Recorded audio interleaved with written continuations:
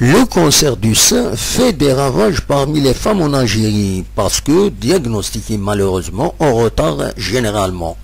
Du coup, les coûts de son traitement sont très importants et surtout sans garantie de bons résultats. C'est autour de cette situation que se sont tenues samedi 9 février les deuxièmes journées de formation continue en cancérologie organisées par la Société algérienne de formation continue en cancérologie en collaboration avec la faculté de médecine de Tizi Ouzou et nombre d'autres parties. L'événement a été placé sous le patronage du Wali de Tizi Ouzou qui en a donné le coup d'envoi en livrant quelques chiffres inquiétants sur la maladie dans la wilaya. Les autres intervenants ont fait de même pour ce qui est de la situation au niveau national. De grands noms de la médecine, des spécialistes de la question, dont le professeur Bouzidi, ont pris part à ces travaux. Des travaux qui se sont déroulés à l'hémicycle arabe Haïsset de la Piwi de Tizi Ouzou.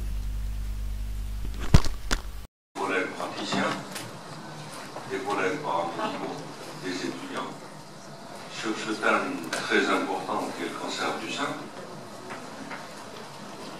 dont je rappelle que c'est le premier cancer en Algérie, puisqu'il représente 12 000 nouveaux cas sur 50 000 attendus, que nous militons depuis longtemps pour le diagnostic précoce. Le diagnostic précoce repose sur l'examen physique des seins, des femmes, qui de mon point de vue, on va rediscuter dans la journée, devrait être systématique, comme la prise de la tension artérielle. L'examen physique des seins, torse nu, et certainement pas sur la gandoura, on l'a dit avant. Ça permettrait de faire un diagnostic dès que le nodule dépasse 10 mm, ça permettrait d'avoir un traitement curatif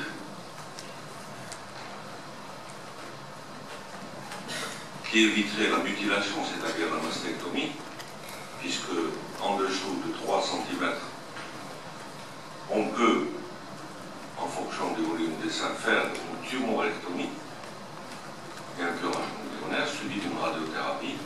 Et ça coûterait certainement beaucoup moins cher que les traitements actuels du cancer, à des stades localisés ou métastatiques, qui dépassent maintenant 1 milliard de centimes par an et par patient.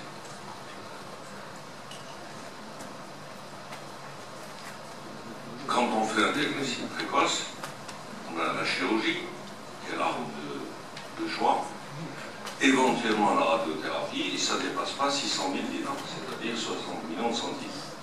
Donc vous voyez la différence entre le diagnostic précoce et le diagnostic tel qu'on le fait actuellement dans 80% des cas, à des stades localisés, ou à des stades avancés ou métastatiques. Et donc le but,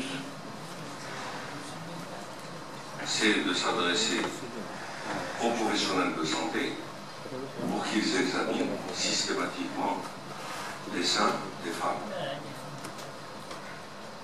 90% du corps médical et paramédical sont des femmes, donc ça rend d'autant plus aisé de dire à une femme de se déshabiller complètement.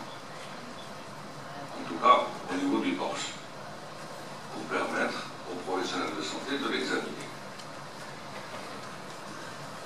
Donc j'espère que cette deuxième journée destinée aux professionnels de Tizi Ouzou sera profitable dans l'avenir proche. J'en profite donc pour féliciter la wilaya de Tizi Ouzou pour l'ouverture du centre anti-cancer de la Notre-Dame. C'est très bien. C'est très bien. Voilà. Donc j'en profite parce qu'on a attendu ce centre anti-cancer de la Notre-Dame autant qu'on a attendu le stade du même nom. passé, le stade n'est pas fini. Le centre anti-cancer, oui. Il va achever en avril. Avril. Oui, oui. Bon. C'est la honte du pays. La Jette, puis la JSK, championne d'Afrique, au stade ridicule là, qui est à côté de l'hôpital. Donc le centre anti-cancer a ouvert par la radiothérapie, grâce aux efforts des autorités, le Wali, le directeur de santé de population, M. Ziri. On me dit que l'oncologie médicale ne peut pas descendre tout de suite. L'oncologie médicale, elle peut descendre demain matin. Ça, je vous l'ai déjà dit il y a 7 mois. On a besoin d'hommes et de femmes surtout. On a besoin de lits et on a besoin d'une hospitalisation. Pour descendre de Silibello et aller à un endroit où on peut réellement travailler, ce que vous ne pouvez pas actuellement. Donc ce centre anti-cancer, qui est une fierté, pas pour la région, pour le pays, va vous permettre demain d'être un centre de référence pour utiliser les thérapeutiques innovantes, conformément à ce qu'a dit le ministre de la Santé, qui était quand même professeur chef de service à Tizius. Voilà, je vous remercie et puis je souhaite